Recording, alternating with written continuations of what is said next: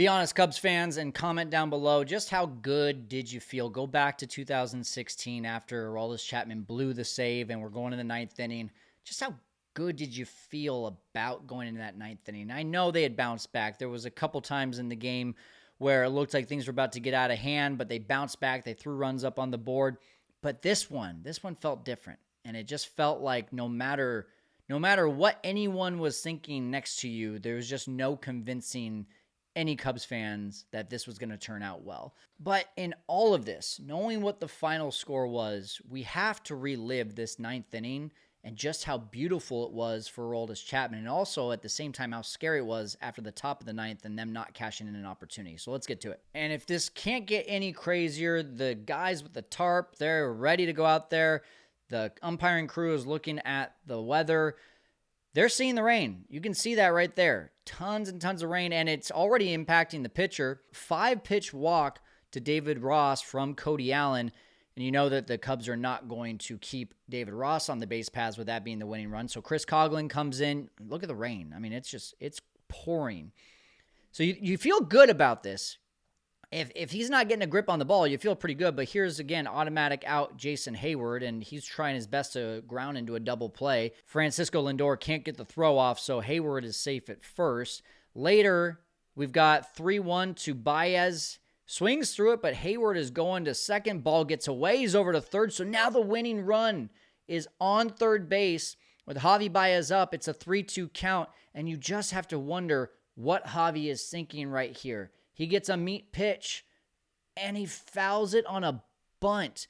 Let me remind you, this is before we talked about Javi Baez being El Mago. I don't even think he had that nickname yet. He hadn't really started to get a ton of playing time until the 2017-2018 season when he really showed off a bunch of his tools. But this was kind of like pre-Javi Baez trying to be El Mago, and it just didn't work out. And you look at that pitch again, I mean, it's just right down the middle. He's probably at this point just beating himself up of like, if I had been swinging, that thing might be in the second deck. So now you got to leave it up for Dexter Fowler, and that looks like a base hit to center, but Francisco Lindor, oh my gosh. Again, the momentum and how every player on the field is feeling. This is the Indians game. This absolutely is the Indians game. There's just no way that the Cubs win this one. Well, Aroldis Chapman on a full count pitch to switch hitting Santana gets the fly out to left. And then on the 30th pitch of the night, once again, if you missed the last video, he had 20 pitches the night before. He had 42 pitches 2 nights before that. He's thrown 238 pitches going into this appearance.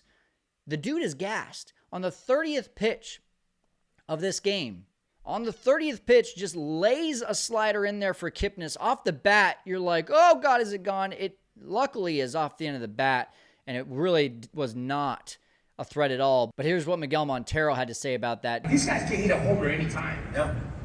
Maybe a Lindor, and I'm like, oh, my God, and I remember Chapman actually hung a few sliders, and I'm like, oh, my God.